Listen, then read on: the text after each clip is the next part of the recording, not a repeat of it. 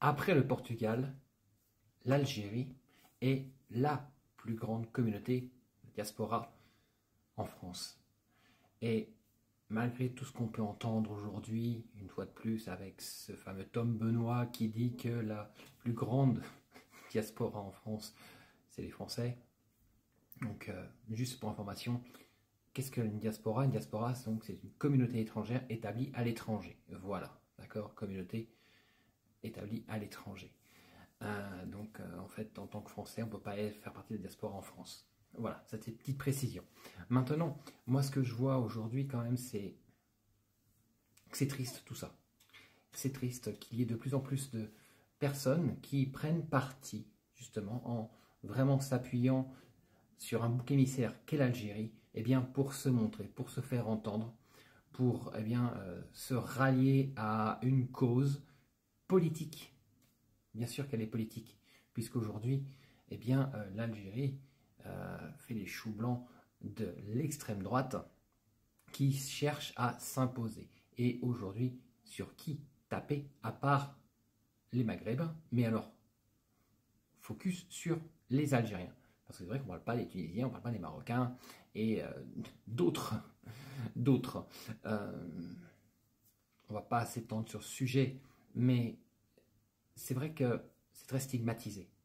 Et étant en contact avec énormément de membres de cette communauté algérienne établie en France, eh bien, je vous garantis que ces personnes, aujourd'hui, eh bien, ont de moins en moins envie de vivre en France. Car ce climat, eh bien, devient extrêmement lourd de jour en jour. Car la vérité est là. Il faudrait être aveugle ou sourd pour ne pas voir et entendre ce que les médias nationaux transmettent quotidiennement. Par tout type de support. La presse, écrite, radio. Et moi, je voudrais, Français et Françaises, que vous vous mettiez à la place de ces personnes qui sont là depuis 2 générations, 3 générations, qui vivent, qui ont des enfants, qui travaillent, qui participent au développement économique de la France et qui aujourd'hui sont stigmatisés par des politiques. Et le pire, c'est que ce n'est pas l'Algérie qui justement subit tout ça. Ce sont les Algériens, les binationaux de France. On a tous et toutes un voisin, une relation, un commerçant, un ami proche qui est algérien ou d'origine algérienne. Et moi, je vais faire appel à votre côté humain.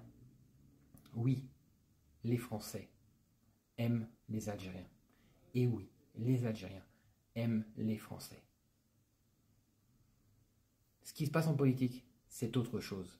Moi, je suis toujours le premier à dire les autorités, la France, c'est la France, les Français, c'est les Français. Et je sais que vous comprenez le message que j'essaie de vous transmettre. Des couples mixtes, il y en a des millions. Et aujourd'hui, suivre bêtement, sans réfléchir, inconsciemment je dirais plutôt, eh bien, ces personnalités publiques et politiques qui, pour se faire entendre, ou peut-être s'unir à ce qu'ils espèrent être un nouveau mouvement, eh bien, casse du sucre sur l'Algérie, je trouve ça vraiment déplorable. Mais vous êtes responsable de ce que vous voulez croire, de ce que vous voulez penser. Et je vous invite à penser par vous-même, au lieu de vous laisser influencer par cette médiocrité actuelle que l'on peut voir, lire et entendre à travers les médias. J'espère que ce message sera entendu, sera partagé. C'est un message de paix, un message de partage, un message d'amour entre 2 peuples qui ont toujours été unis et qui méritent de rester ensemble. Je parle du peuple.